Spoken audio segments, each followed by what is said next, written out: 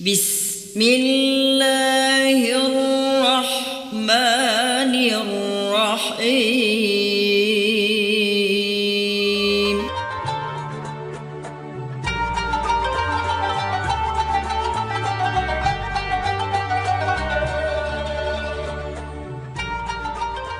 Tentang merayakan Maulid Nabi.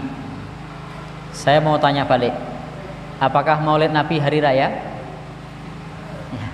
Apakah Maulid Nabi hari raya? Bukan. Jadi Maulid Nabi bukan hari raya. Nabi mengatakan la 'ida illa 'idain. Tidak ada hari raya kecuali dua hari raya. Jadi dalam Islam itu hanya mengenal dua hari raya.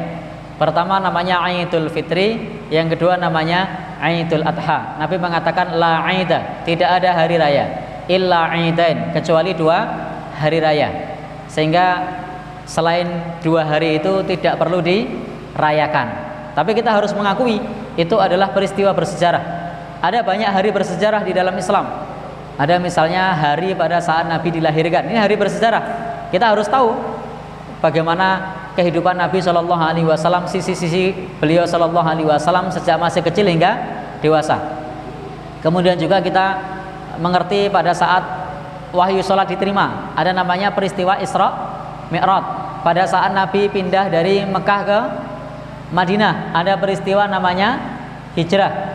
Maka itu semua bukan hari raya, tapi itu adalah peristiwa dan momen bersejarah, bukan hari raya. Jadi kita harus bisa membedakan mana yang hari raya dan mana yang bukan. Jadi mana yang hari raya dan mana yang bukan. Karena kalau kemudian dijadikan hari raya semua, banyak sekali nanti hari raya umat Islam. Ada namanya hari raya tahun baru Hijriah, ada hari raya Isra Mi'raj, ada hari raya Maulid Nabi, ada hari raya apa lagi nanti. Jadi hanya ada dua hari raya, yang dirayakan cuma dua. Kalau yang lain misalnya teman-teman mau membahas pada saat bulan Rabiul Awal kemudian membahas biografi Nabi, monggo, boleh-boleh saja. Sebagaimana pada saat Ramadan mau membahas keutamaan Ramadan, ya boleh. Pada saat Idul Fitri membahas amaliyah Idul Fitri, silahkan. Pada saat awal tahun Muharram membahas mengenai masalah keutamaan bulan Muharram, sunah-sunah pada saat bulan Muharram, sejarah yang terjadi, apa saja yang terjadi di bulan Muharram, silahkan. Itu tidak ada masalah, menjadikan momen-momen tersebut untuk memahamkan kepada umat tentang Islam. Tetapi ingat, itu bukan hari raya dan bukan hari yang perlu dirayakan. Jadi berbeda, memanfaatkan hari tersebut sebagai momen untuk memahamkan kepada umat, bukan sebagai hari raya. Karena nasnya sudah jelas. Nasnya mengatakan la 'ida illa 'idain. Tidak ada hari raya kecuali dua hari raya. Sehingga hari rayanya cuma dua. Kalau kemudian merayakan, silahkan rayakan Idul Fitri, silahkan rayakan Idul Adha. Silahkan mau liburan Idul Fitri, liburan Idul Adha, mau mudik, mau apa, ya. Karena ini memang hari yang perlu dirayakan. Sementara untuk yang lain itu silahkan dalam hal ini disikapi sebagai momen bersejarah, bukan sebagai hari raya.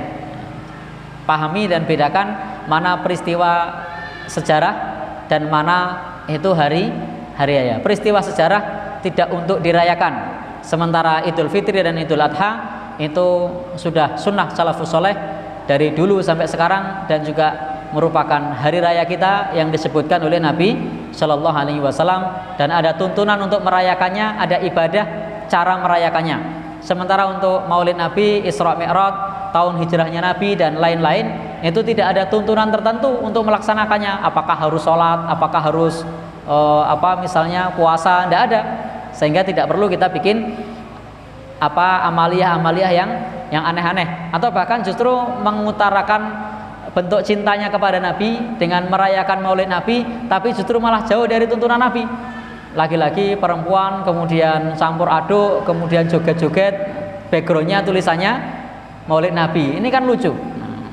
Atau kadang-kadang pada saat tahun baru Hijriah misalnya, backgroundnya mengatakan sebagai doa awal tahun, tetapi ternyata hiburannya laki-laki perempuan campur, bahkan membuka aurat, justru malah kontraproduktif. Nah, maunya merayakan tetapi malah bukan merayakan itu, jauh dari tuntunan agama. Maka Islam hanya mengajarkan dua yang perlu dirayakan, Idul Fitri, Idul Adha. Yang lain adalah peristiwa bersejarah. Silahkan umat dipahamkan, monggo, bagaimana Nabi lahir, bagaimana kehidupan Nabi sebagai momen bersejarah.